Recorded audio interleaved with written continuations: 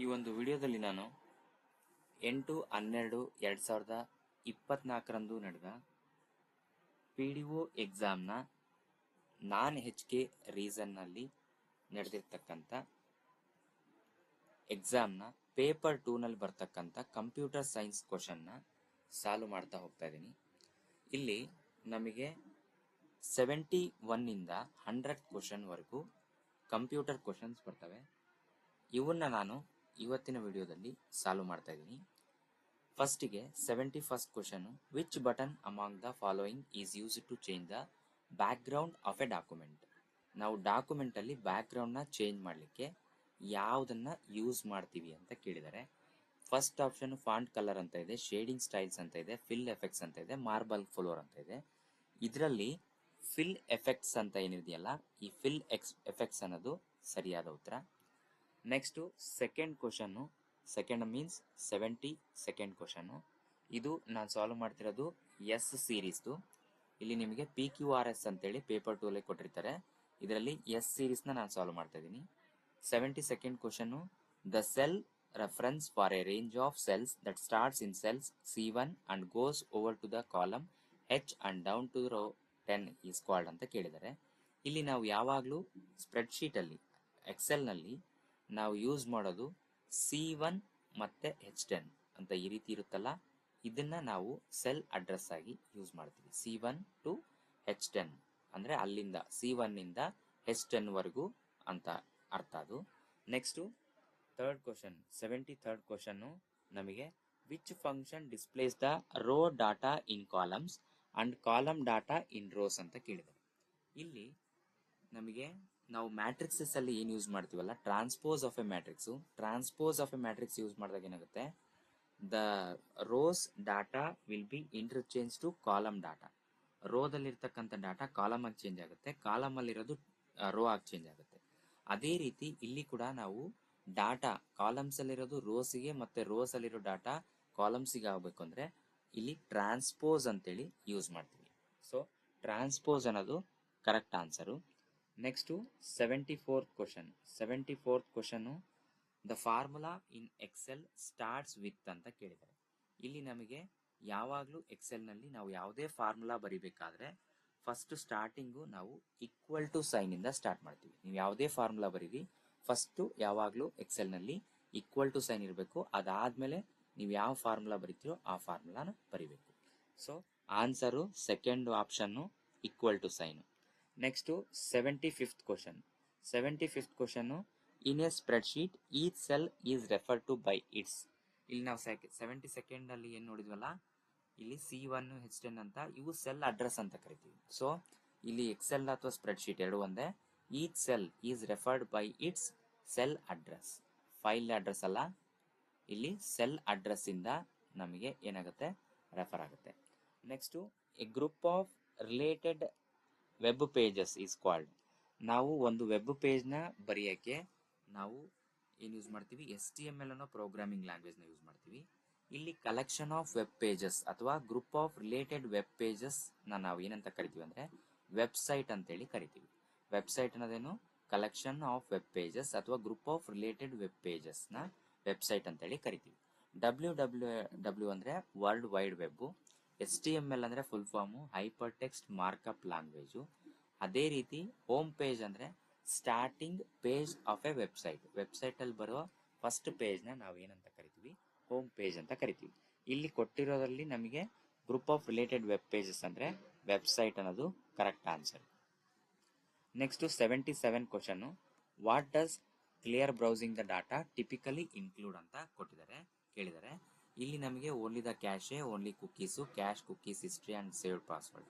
ನಾವು ಇಂಟರ್ನೆಟ್ ಅಲ್ಲಿ ಅಥವಾ ವೆಬ್ ಬ್ರೌಸರ್ ಅಲ್ಲಿ ಕ್ಲಿಯರ್ ಬ್ರೌಸಿಂಗ್ ದ ಡಾಟಾ ಅಂತ ಕೊಟ್ರೆ, ಅಥವಾ ಮೊಬೈಲ್ ಅಲ್ಲೂ ಕೂಡ ಕ್ಲಿಯರ್ ಬ್ರೌಸಿಂಗ್ ದ ಡಾಟಾ ಅಂತ ಬರುತ್ತೆ, ಅದನ್ನ ಕೊಟ್ರೆ ವೆಬ್ ಬ್ರೌಸರ್ ಅಲ್ಲಿ ಬರೀ ಕ್ಯಾಶು ಕುಕೀಸು ಅಷ್ಟೇ ಅಲ್ಲ, ಹಿಸ್ಟ್ರಿ ನಾವೇನ್ ವಾಚ್ ಮಾಡಿರ್ತೀವೋ ಪ್ರೀವಿಯಸ್ ಆಗಿ ಅವು ಪ್ಲಸ್ ಸೇವ್ಡ್ ಪಾಸ್ವರ್ಡ್, ಏನಾದ್ರೂ ಪಾಸ್ವರ್ಡ್ ನ ಸೇವ್ ಮಾಡಿದ್ರೆ ಅವೆಲ್ಲವೂ ಏನಾಗುತ್ತೆ, ರಿಮೂವ್ ಆಗ್ತವೆ ಅಥವಾ ಡಿಲೀಟ್ ಆಗ್ತವೆ. So answer third option, what does clear browsing data typically include, cache include ಆಗಿರುತ್ತೆ, cookies, history and saved password ಎಲ್ಲದೂ ಇರುತ್ತೆ.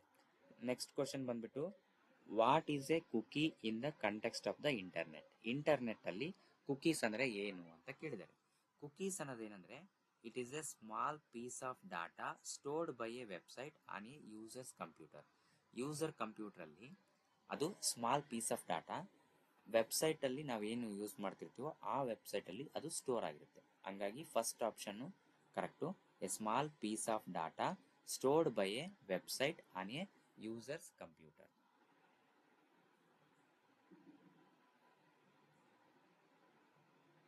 Next 79th question. 79th question ಅಲ್ಲಿ which of the following is an example of a connection oriented service on a network. ಯಾವುದು connection oriented ಸರ್ವಿಸಿಗೆ example ಅಂತ. ಇಲ್ಲಿ electronic junk mail ಕೇಳಿದರೆ, text messaging option ಕೊಟ್ಟರೆ, data base query ಕೊಟ್ಟಿದ್ದಾರೆ, movie download ಅಂತ ಕೊಟ್ಟರೆ. ಒಂದು ಮೂವಿ ಡೌನ್ಲೋಡ್ ಆಗಲಿಕ್ಕೆ ನಾವೇನು ಮಾಡ್ತೀವಿ, ಕನೆಕ್ಷನ್ ಇಂಟರ್ನೆಟ್ನ ಎಸ್ಟಾಬ್ಲಿಷ್ ಮಾಡಿ ನಾವು ಅದನ್ನು ಕನೆಕ್ಷನ್ ಮಾಡ್ಕೊಂಡಿರ್ತೀವಲ್ಲ, ಹಂಗಾಗಿ ಮೂವಿ ಡೌನ್ಲೋಡ್ ಅನ್ನೋದು ಕರೆಕ್ಟ್ ಆಪ್ಷನ್. ನೆಕ್ಸ್ಟು 79 ಕ್ವಶನ್ ಆಯಿತು. 80th question. 80th ಕ್ವಶನ್ ಏನಿದೆ ಅಂದರೆ the file that is linked with an email and send to the receiver of the email is refer to as. ಅಂದರೆ ನಾವು email text message ಹೆಂಗೆ ಕಳಿಸ್ತೀವೋ ಅದೇ ರೀತಿ ಕಂಪ್ಯೂಟ್ರಲ್ಲಿ email ಅಂತೇಳಿ ನಾವು ಸೆಂಡ್ ಮಾಡ್ತೀವಿ. ಇಮೇಲಲ್ಲಿ ಓನ್ಲಿ ಟೆಕ್ಸ್ಟ್ ಇದ್ದರೆ ನಾವು ಅಟ್ಯಾಚ್ಮೆಂಟ್ನ ಮಾಡಲ್ಲ. ಯಾವುದಾದ್ರೂ ಇಮೇಜ್ ಫೈಲು ಅಥವಾ ಆಡಿಯೋ ಫೈಲು, ವಿಡಿಯೋ ಫೈಲ್, ಈ ಥರ ಫೈಲ್ ಅಟ್ಯಾಚ್ಮೆಂಟ್ ಮಾಡಬೇಕು ಅಂತಂದರೆ ನಾವು ಇಮೇಲಲ್ಲಿ ಅಟ್ಯಾಚ್ಮೆಂಟ್ ಅನ್ನೋ ಆಪ್ಷನ್ ಇರುತ್ತೆ. ಆ ಅಟ್ಯಾಚ್ಮೆಂಟ್ನ ಕ್ಲಿಕ್ ಮಾಡಿ ಫೈಲ್ನ ಅಟ್ಯಾಚ್ ಮಾಡ್ತೀವಿ. ಸೊ 80th ಕ್ವಶನ್ಗೆ ಥರ್ಡ್ ಆಪ್ಷನ್ನು ಅಟ್ಯಾಚ್ಮೆಂಟ್ ಅನ್ನೋದು ಕರೆಕ್ಟ್ ಆನ್ಸರು. ನೆಕ್ಸ್ಟ್ 81th ಕ್ವಶನ್ನು symbol which is not permitted in the email address. Email address ಬರೆಯುವಾಗ ಯಾವ ಸಿಂಬಲ್ನ ಯೂಸ್ ಮಾಡಲ್ಲ ಅಂತ ಕೇಳಿದ್ದಾರೆ. ಇಲ್ಲಿ ಪಿರಿಯಡ್ ಇದೆ, @ ಇದೆ, ಅಂಡರ್ಸ್ಕೋರ್ ಇದೆ, ಬ್ಲ್ಯಾಂಕ್ ಸ್ಪೇಸ್ ಇದೆ. ಇಲ್ಲಿ ನಾವು ಪಿರಿಯಡ್ನ ಯೂಸ್ ಮಾಡ್ತೀವಿ, @ ಅಂತೂ ಕಂಪಲ್ಸರಿ ಯೂಸ್ ಮಾಡ್ತೀವಿ, ಅಂಡರ್ಸ್ಕೋರ್ನು ಯೂಸ್ ಮಾಡ್ತೀವಿ, ಬಟ್ ಬ್ಲ್ಯಾಂಕ್ ಸ್ಪೇಸ್ನ ನಾವು ಯೂಸ್ ಮಾಡಲ್ಲ. ಇಮೇಲ್ ಅಡ್ರೆಸ್ ಬರೆಯುವಾಗ ಬ್ಲ್ಯಾಂಕ್ ಸ್ಪೇಸ್ನ ನಾವು ಎಲ್ಲಿ ಯೂಸ್ ಮಾಡಲ್ಲ. ಸೊ 81ಗೆ 81ಗೆ ಕ್ವಶನ್ ಫೋರ್ತ್ ಆಪ್ಷನ್ನು correct answer. Next DNS stands for. DNS ಅನ್ನೋದು ನಮಗೆ URL ಅಂತ ಬರುತ್ತೆ, ವೆಬ್ಸೈಟ್ ಅಡ್ರೆಸ್ಸು. ಆ ವೆಬ್ಸೈಟ್ ಅಡ್ರೆಸ್ ಅಲ್ಲಿ ಯೂಸ್ ಮಾಡ್ತೀವಿ. ಡೊಮೈನ್ ನೇಮು ಮತ್ತೆ ಡೊಮೈನ್ ಕ್ಯಾಟಗರಿ ನೇಮ್ಸ್ ಅಂತ ಯೂಸ್ ಮಾಡ್ತೀವಿ. ಇಲ್ಲಿ DNS ಅನ್ನೋದೇನಂದ್ರೆ domain naming system. Domain naming system ಅಂತೇಳಿ ಏನು ಹೇಳ್ತೀವಲ್ಲ ಅದು correct answer. Next 83rd question. 83rd question data transfer rate in the modems. Modems ಅಲ್ಲಿ ಡಾಟಾ ಟ್ರಾನ್ಸ್ಫರ್ ರೇಟ್ ಆಗೋದನ್ನ ನಾವು ಯಾವುದರಿಂದ ಮೆಜರ್ಮೆಂಟ್ ಮಾಡ್ತೀವಿ ಅಂತ. ಇಲ್ಲಿ ಆಪ್ಷನ್ ಬಂದ್ಬಿಟ್ಟು BPM, BPS, bandwidth, MIPS ಅಂತ ಕೊಟ್ಟಿದ್ದಾರೆ. ಇಲ್ಲಿ ಆಪ್ಷನ್ನು BPS ಕರೆಕ್ಟ್ ಆನ್ಸರ್.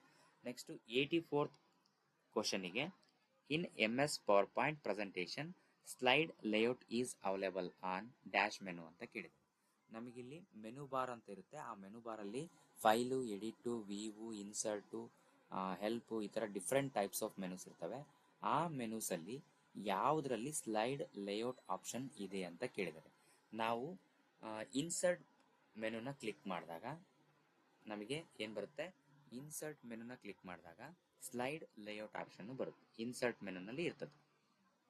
ನೆಕ್ಸ್ಟ್ ಬಂದ್ಬಿಟ್ಟು in MS PowerPoint the shortcut key to save the file.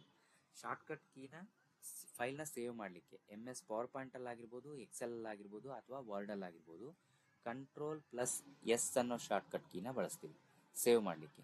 ಅದೇ ರೀತಿ Ctrl+V ಅಂದರೆ ಪೇಸ್ಟ್, ಅಂದರೆ ನಾವೇನು ಡಾಕ್ಯುಮೆಂಟ್ನ ಕಾಪಿ ಮಾಡಿರ್ತೀವೋ ಆ ವರ್ಡ್ ಅಥವಾ ಲೆಟರ್ನ ಕಾಪಿ ಮಾಡಿದ್ನ ಪೇಸ್ಟ್ ಮಾಡಲಿಕ್ಕೆ Ctrl+V ಯೂಸ್ ಮಾಡ್ತೀವಿ. Ctrl+C ಅನ್ನೋದು ನಾವು ಕಾಪಿ ಮಾಡಲಿಕ್ಕೆ ಯೂಸ್ ಮಾಡ್ತೀವಿ. Ctrl+A ಅನ್ನೋದು ಸೆಲೆಕ್ಟ್ ಆಲ್, ಡಾಟಾ ಏನಿರುತ್ತೋ ಅದನ್ನೆಲ್ಲ ಸೆಲೆಕ್ಟ್ ಮಾಡಲಿಕ್ಕೆ ನಾವು Ctrl+A ಯೂಸ್ ಮಾಡ್ತೀವಿ. ಇವೆಲ್ಲ ಶಾರ್ಟ್ಕಟ್ ಕೀಸ್ನ ಕಂಪಲ್ಸರಿಯಾಗಿ ಎಲ್ಲ ಎಕ್ಸಾಮ್ನಾಗೂ ಯಾವುದಾದ್ರೂ ಒಂದು ಶಾರ್ಟ್ಕಟ್ ಕೀನ ಕೇಳ್ತಾರೆ. ಬಟ್ ಇಲ್ಲಿ ಕೇಳಿರೋದು ಸೇವ್ ಮಾಡ್ಲಿಕ್ಕೆ ಕೇಳಿದರೆ Ctrl+S ಅನ್ನೋದು ಕರೆಕ್ಟ್ ಆನ್ಸರ್. ನೆಕ್ಸ್ಟು 86th ಕ್ವಶನಿಗೆ which of the following shortcut key is use to start the slide show. MS ಪವರ್ ಪಾಯಿಂಟಲ್ಲಿ ಪವರ್ ಪಾಯಿಂಟ್ ಮಾಡಿರೋದನ್ನ PPT ಸ್ಲೈಡ್ಸ್ನ ಸ್ಲೈಡ್ ಶೋ ಮಾಡಲಿಕ್ಕೆ ಯಾವ ಶಾರ್ಟ್ಕಟ್ ಕೀನ ಯೂಸ್ ಮಾಡ್ತಾರೆ ಅಂತ ಕೇಳಿದರೆ ಇಲ್ಲಿ using F5 key. F5 key ಅನ್ನೋದು ಕರೆಕ್ಟ್ ಆನ್ಸರ್. F5 ಕೀನ ಯೂಸ್ ಮಾಡಿಕೊಂಡು, ಶಾರ್ಟ್ಕಟ್ ಕೀನ ಯೂಸ್ ಮಾಡಿಕೊಂಡು ನಾವು ಸ್ಲೈಡ್ ಶೋನ ಮಾಡ್ತೀವಿ.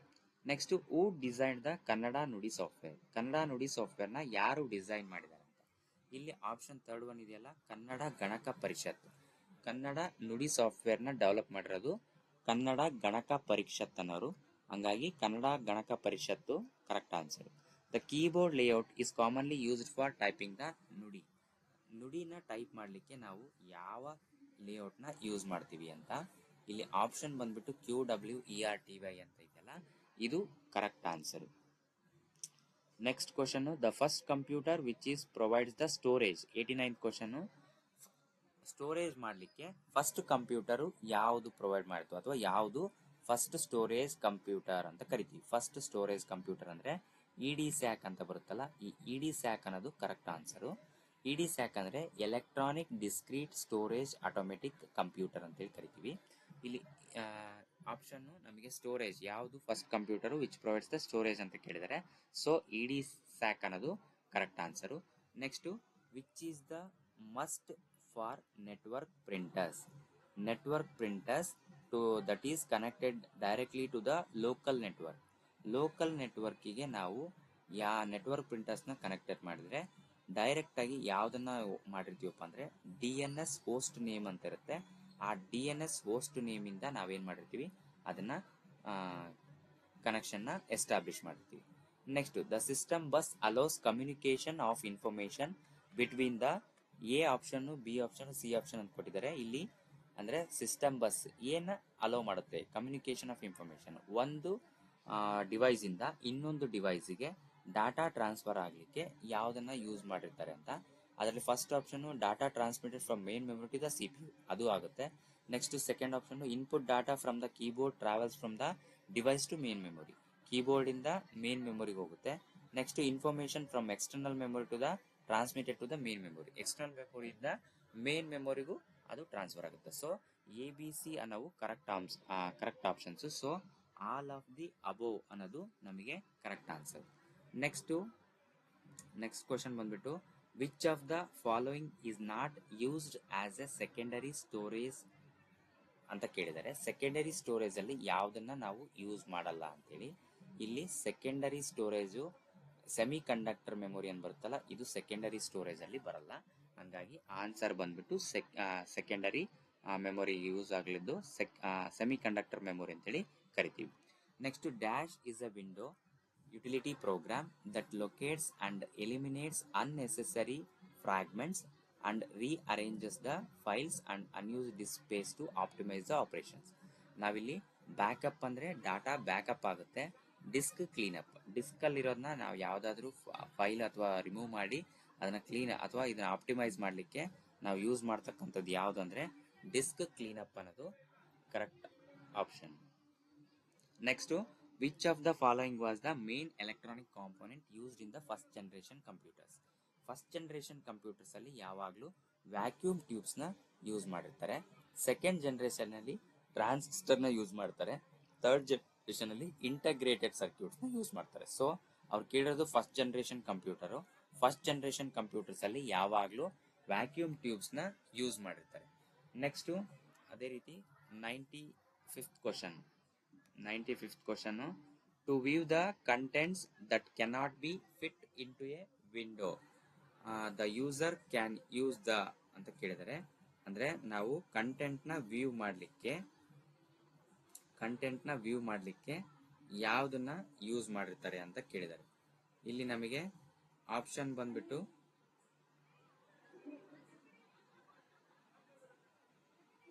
ಇಲ್ಲಿ ನೋಡ್ರಿ, ಆಪ್ಷನ್ ಬಂದ್ಬಿಟ್ಟು ಸ್ಕ್ರೋಲ್ ಬಾರ್ ಅಂತ ಕೇಳಿದರೆ, ಟೂಲ್ ಬಾರ್ ಅಂತ ಕೇಳಿದರೆ, ಮತ್ತೆ ಟೈಟಲ್ ಬಾರ್ ಅಂತ ಕೇಳಿದರೆ, ಮೆನು ಬಾರ್ ಅಂತ ಕೇಳಿದರೆ.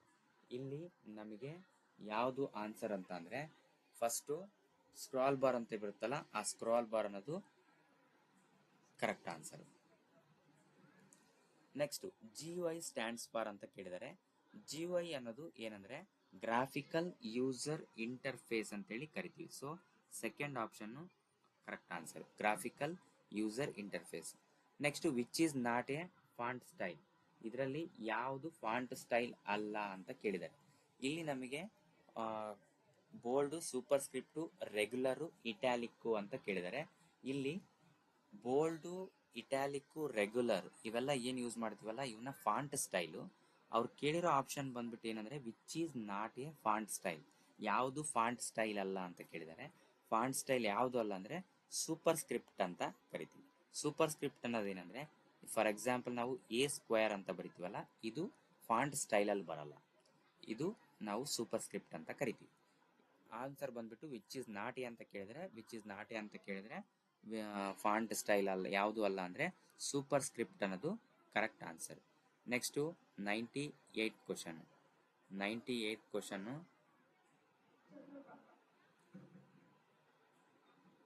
Which of the following are the valid minimum and maximum zoom sizes in MS word.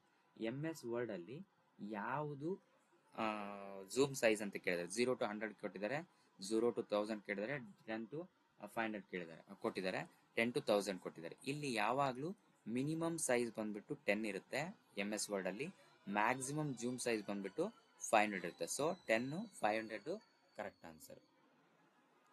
Next, which tool is use to manually change the appearance of the characters in MS Word. MS Word ಅಲ್ಲಿ ಯಾವ ಟೂಲ್ನ use ಮಾಡ್ತೀವಿ ಅಂತ ಕೇಳಿದರೆ, ಇದರಲ್ಲಿ font dialog box ಅಂತ ಇದೆ, format painter ಅಂತ ಇದೆ, ಫಾರ್ಮ್ಯಾಟಿಂಗ್ ಬಟನ್ ಅಂತ ಇದೆ, ಮತ್ತೆ ಪ್ಯಾರಾಗ್ರೀಫ್ ಫಾರ್ಮ್ಯಾಟಿಂಗ್ ಅಂತ ಇದೆ. ನಾವು ಯಾವುದಾದ್ರೂ ಒಂದು ಫಾಂಟ್ನ ಅಪಿಯರೆನ್ಸ್ನ ಚೇಂಜ್ ಮಾಡಬೇಕಂದ್ರೆ ಫಾಂಟ್ ಡೈಲಾಗ್ ಬಾಕ್ಸ್ನ ಯೂಸ್ ಮಾಡಿ ಚೇಂಜ್ ಮಾಡ್ತೀವಿ. ಸೊ ಆನ್ಸರ್ ಬಂದ್ಬಿಟ್ಟು font dialog box. Next, in MS Word to find and replace text. Find and replace text option ಯಾವ ಮೆನುನಲ್ಲಿ ಇದೆ ಅಂತ ಕೇಳಿದ್ದಾರೆ. ಇಲ್ಲಿ ನಮಗೆ edit, file, view, none of the above ಅಂತ ಕೊಟ್ಟಿದ್ದಾರೆ. ಯಾವಾಗಲೂ ಫೈಂಡ್ ಅಂಡ್ ರೀಪ್ಲೇಸ್ ಎಲ್ಲಿರುತ್ತೆ ಅಂದರೆ ಎಡಿಟ್ ಮೆನುದಲ್ಲಿ ಇರ್ತದೆ. ಎಡಿಟ್ ಮೆನುದಲ್ಲಿ ನಾವು ಫೈಂಡ್ ಅಂಡ್ ರೀಪ್ಲೇಸ್ ಆಪ್ಷನ್ನ ಇರ್ತದೆ. ಸೊ ಇಲ್ಲಿವರೆಗೂ ನಾವು 71 ಇಂದ 100 ಕ್ವಶನ್ವರೆಗೂ ನಾನು ಕಂಪ್ಯೂಟರ್ ರಿಲೇಟೆಡ್ ಕ್ವಶನ್ಗೆ ಆನ್ಸರ್ನ ಹೇಳಿದ್ದೀನಿ. ಇದರಲ್ಲಿ ಇವೇ 100% ಕರೆಕ್ಟ್ ಅಂತ ಅಲ್ಲ. KPSC ಅವರು ಯಾವುದನ್ನ ರಿಲೀಸ್ ಮಾಡ್ತಾರೋ ಅವು ಕರೆಕ್ಟ್ ಆನ್ಸರು. 95 to 99% ಈಗ ನಾನು ಹೇಳಿರೋ ಆನ್ಸರ್ಸು ಇರ್ತವೆ. ಕೆಲವೊಂದು ಆಚೆ ಈಚೆ ಆಗ್ಬೋದು.